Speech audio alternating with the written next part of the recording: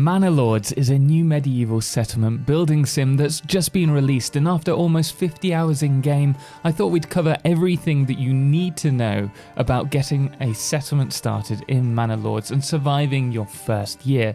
And this will be appropriate whether you're playing on the most challenging difficulty or even the easiest. But if there's something that you're specifically looking for, do use the timestamps below, and if you do find this video helpful, remember to hit the thumbs up. Now, first and foremost, though there is only one map available in the game's early access form, the starting position, region fertility, and resource deposit location and richness are all randomly generated, with up to 2 rich deposits per region as well. So if you do have a particularly bad start, do not have any worries, you can restart, though on the most part it's not really necessary at this point in the game. Now currently I favour regions that have 2 rich deposits on them, with 1 rich deposit being food and the other being something like iron. This ensures that you have a good early game food supply for a growing settlement, but also the option of unlimited iron for weapon making later in the game should you choose. Now, if you don't have a rich food deposit, ensure that you have high land fertility so that you can focus farming in the 2nd or 3rd year. And ideally, if you are playing on challenging difficulties, you'll also want your food deposits and perhaps even the stone located near to your starting area, as this reduces transportation time, increasing productivity in the early game. Now, this particular start isn't the best start, but it does have 2 rich deposits, one of them being food and one of stone, which could be useful for settlement growth and early game trade. Now, the hunting grounds are also located nearby along with clay, and well, even the iron, to be honest, so this could work. It's also important to check neighbouring regions when you start, and as you can see here, though we do not have fertile land in our region, we do next door to us, and the region just to our south also has a rich iron deposit, which will be useful later on for producing tools and weapons. Now, once you have your start position, do pause the game by pressing the spacebar and take a look at the top bar. The UI in this game is great, telling us everything that we need to know at a very quick glance. Now, this bar represents everything this region has. It's the stats of the region. So the hammer represents free families that are able to dedicate time to building or guiding your oxen. In most circumstances, you'll want at least 1 family free at any time. The chisel to the right of the hammer signifies families that have been assigned a workplace. We then have houses available for families. Ideally, you want a surplus of houses to families in your settlement, which is the total amount of families assigned to work and families that are available.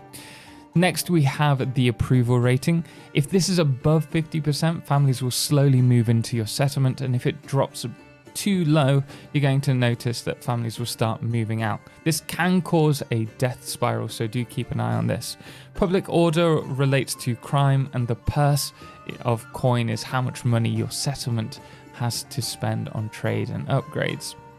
The horseshoe represents total livestock, and the barrel are months of supplies available for the settlement.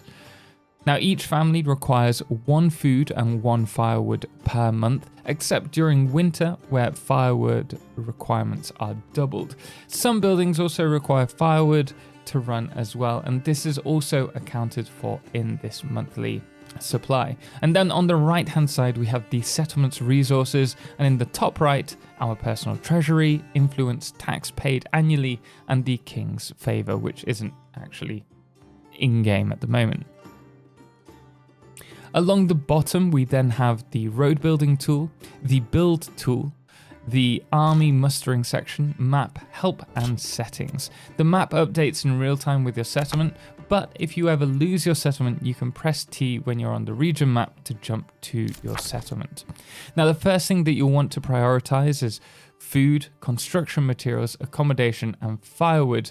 Now, the priority in which you select them will depend on the difficulty and the starting season. For example, I'm playing on challenging difficulty with no starting resources.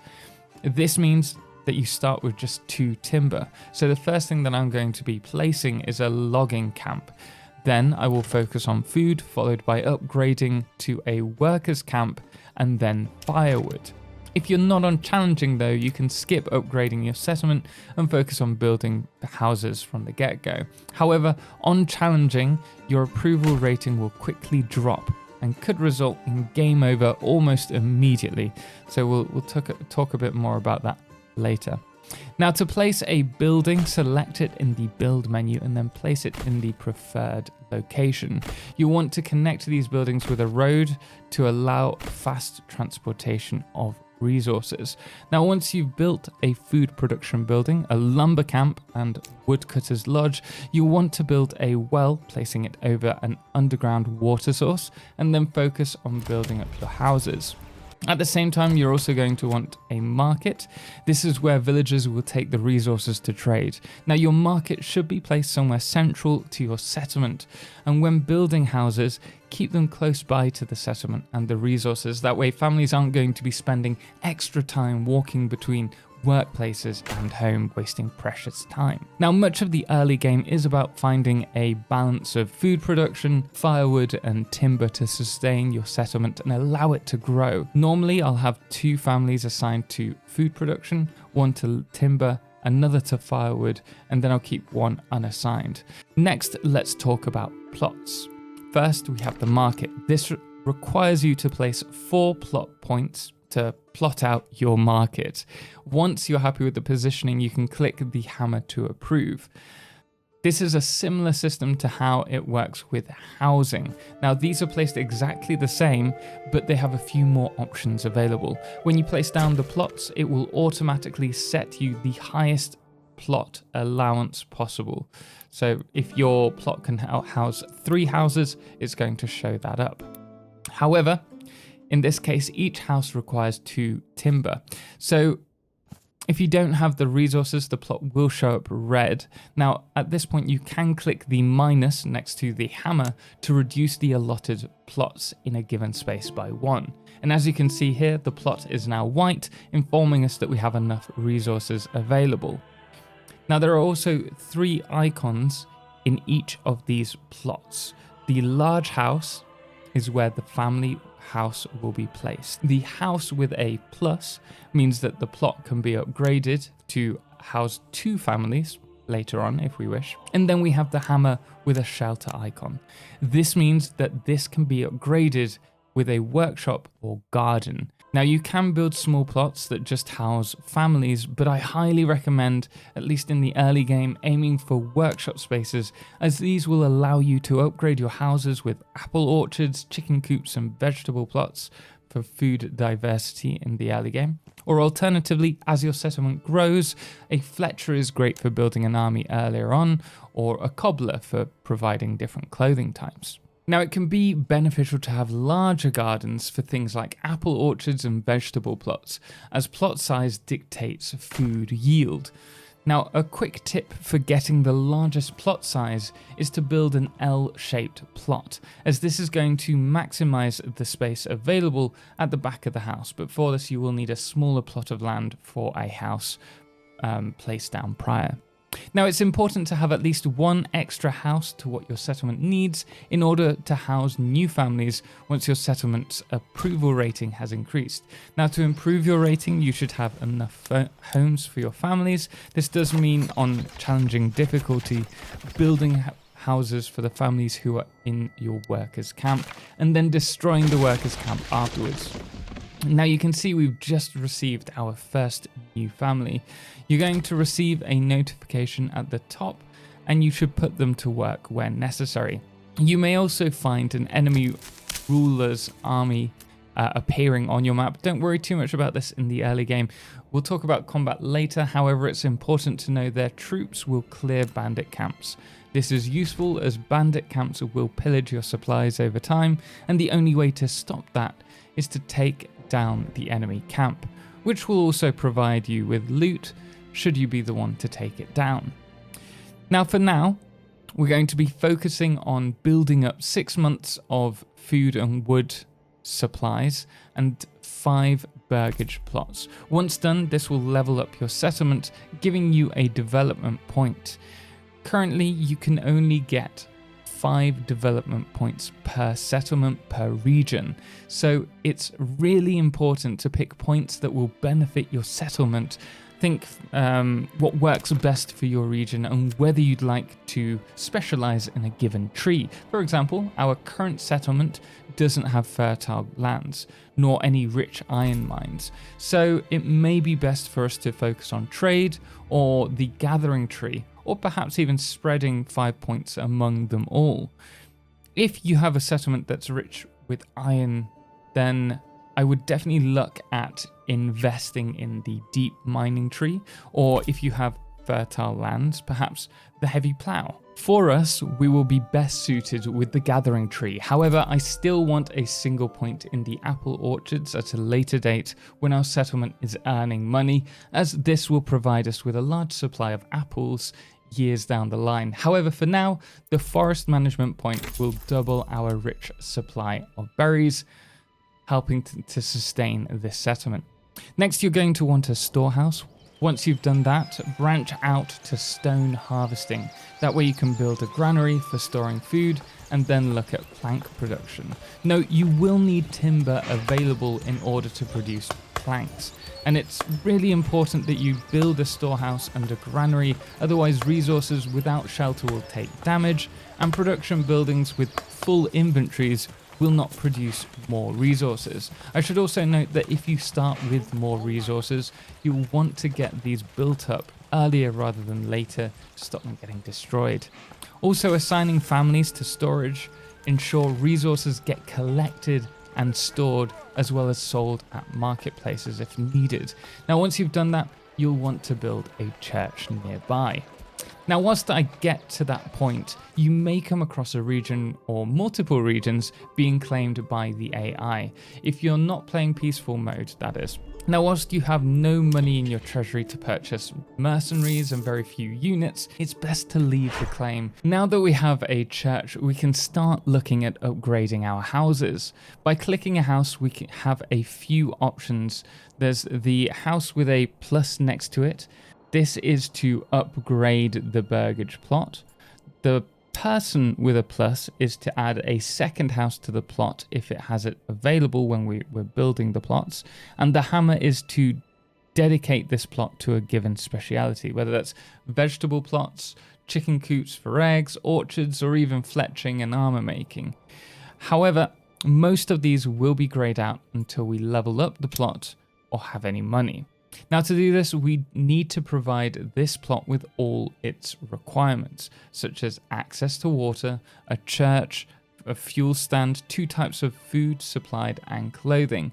Now, in order to get 2 food stalls, you'll want to harvest meat and gather berries.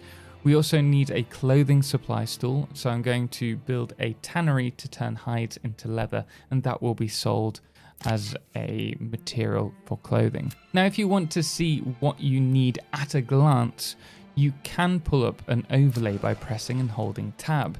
This shows if you have space for an extra family on the plot and what resources they need in order to be leveled up. It also gives you an overview of how many families are working at a given plot as well, if it's a storehouse or a hunter's camp, logging camp, for example. You can also click the marketplace and hover your cursor over the firewood, food, and clothing icons. This will show what houses are receiving what items. Also, families receive food on a first come, first served basis, so some houses may have access to 2 types of food or clothing prior to others. Now, once you have fulfilled all the requirements, you can upgrade the plots at the cost of some resources. At this point, you'll want to start making money for your settlement so that you can improve the plots with dedicated buildings. To do that, we have 3 options. You can muster an army and raid enemy camps, build a trading post and sell the resources, or upgrade your houses. Now, each house that is upgraded to level 2 will receive 1 gold per month, so it'll slowly build up over time. But first, let's talk about raiding camps. For that, you'll need to raise a unit of troops. To do so, click the army icon, then the plus button. Currently we have access to 4 different types of units. Depending on the type of unit, they will have different requirements to muster. For example, these spearmen require 36 spears, 36 large shields, and 36 fighting aged men. Unfortunately, we only have 24 men, 20 shields, and 20 spears. Therefore, if we do muster them, our unit will contain a maximum of 20 men. And this is because we don't have enough equipment to equip them. The same goes with bowmen. We have 24 fighting men available in total, but 0 bows, so we won't be able to field any of them. This is important to know when fielding an army, and why I'm going to start focusing on Fletchers next. We can, however, muster the spearmen and send them to the abandoned bandit camp, because the AI have already fought the bandits. Now, by right-clicking, we can raid the bandit camp, and in return, we can claim the spoils for our settlement or for ourselves. Now, you'll most likely want to claim this for the settlement so that you can initially upgrade your plots and produce weapons or extra food types to grow your settlement. Now, once you're done with your unit, you can disband the unit by returning them to your home territory and then click the disband icon.